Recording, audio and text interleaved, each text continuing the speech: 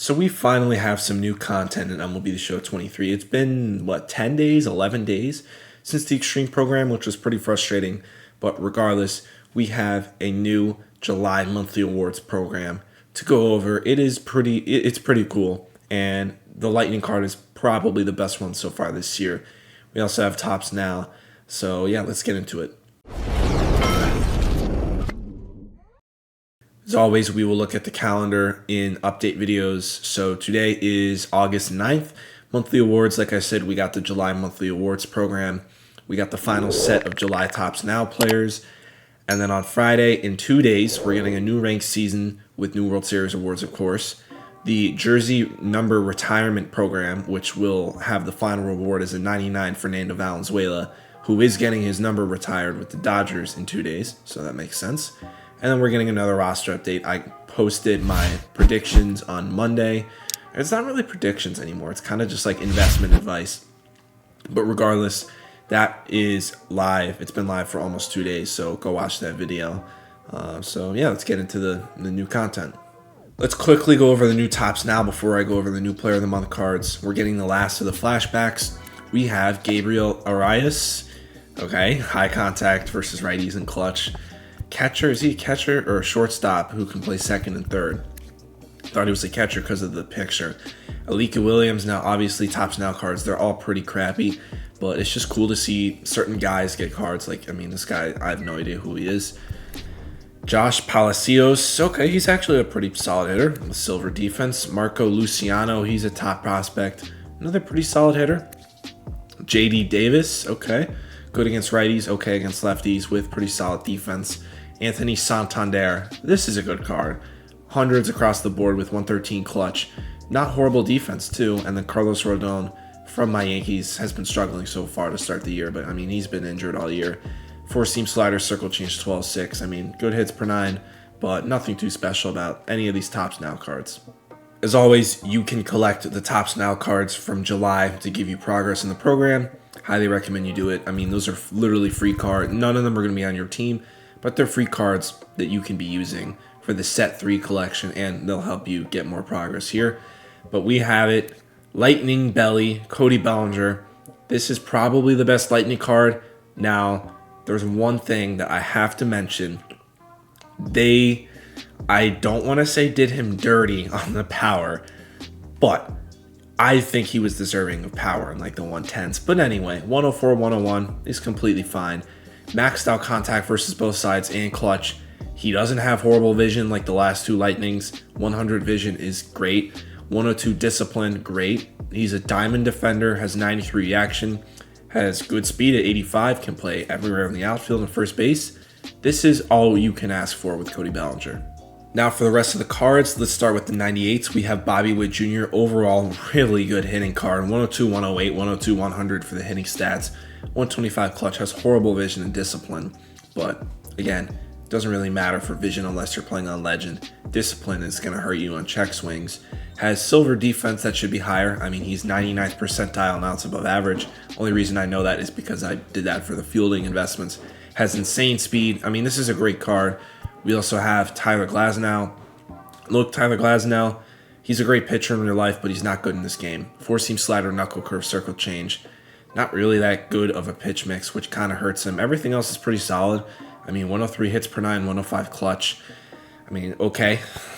We have Whit Merrifield, and when I checked this card out for the first time, and I saw a Whit Merrifield card with 125 power versus righties, I was so shocked. Blue Jays fans, did he really hit for maxed out power versus righties in this month? That's crazy to me. Also has 125 clutch. Can play 6 positions with solid defense and speed. We have Randall Grichuk, maxed out versus lefties. The contact versus right is low. The clutch helps him out, but you're primarily going to be using this card against lefties. We have Joel Payamps. I predicted him, and he got a 98 instead of a 97. Slider, sinker, 4-seam circle change, good control and break.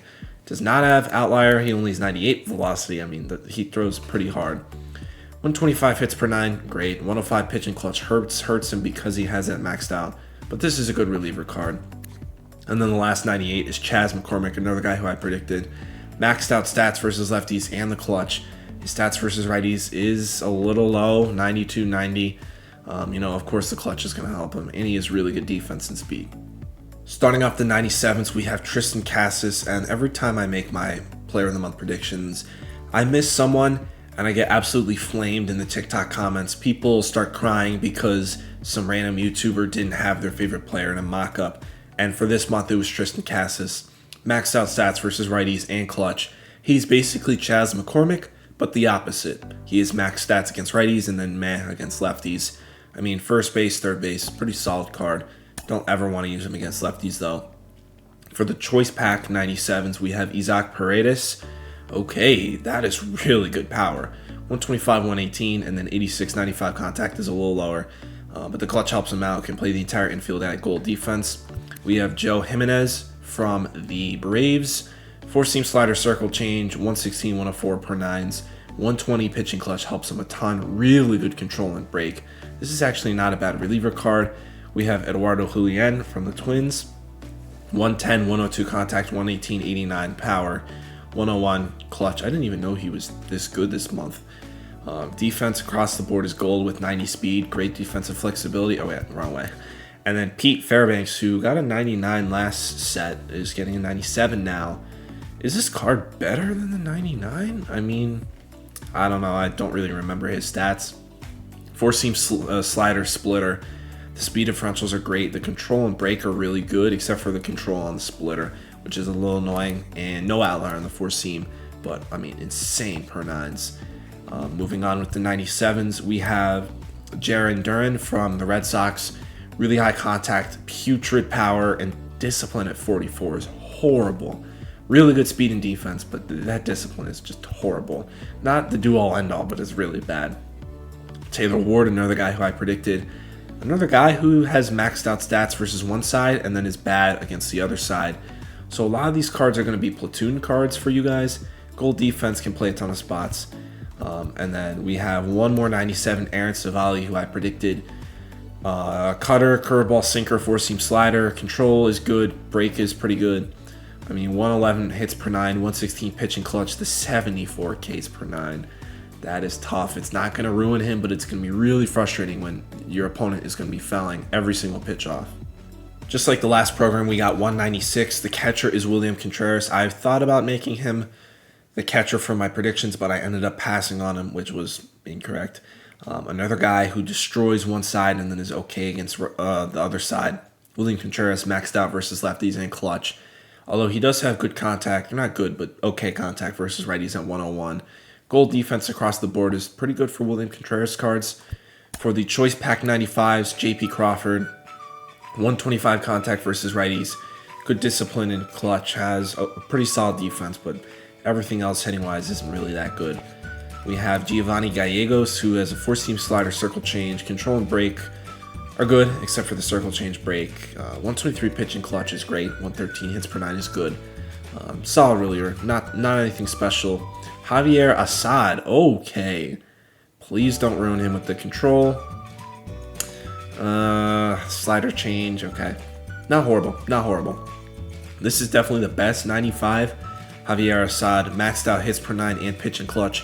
Has 50 stamina. That's really good for a reliever, of course. He's going to be able to go multiple innings consistently. And he has a great pitch mix. For the 95s in the path, we have Logan Gilbert. Why would anyone use this card? What am I looking at? He has 4-seam slider, 12-6, splitter, sinker. Not a bad pitch mix. Okay control and break. But 84 hits per 9 and 74 Ks per 9 is horrible. Oh my goodness. And Steven Matz, who is a little better. Sinker, circle change, sweep and curve, slider.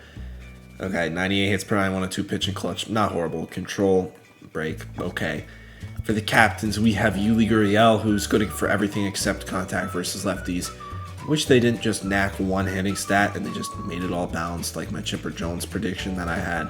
But I guess not. He has some pretty solid boosts though. Contact versus both sides. Contact versus righties, and then the power versus both sides. So no, the contact versus lefties is not going to go up with this card. And then Walker Buehler, who if you get him to tier 3 is going to have maxed out hits per 9, and he's going to have 100 pitching clutch, so it's not going to be that bad. And then the Ks per 9 is going to go up to 94. But that's if you have it tier 3. So, I mean, these captains are pretty oh my god, look at the break. These captains are pretty cool, but mine were better. So yeah, that's going to be it for this video. If you guys are new here, follow me on all my social medias, Instagram, Twitter, TikTok. But most importantly, make sure you're subscribed on here on YouTube. So yeah, see you guys in the next one. Peace.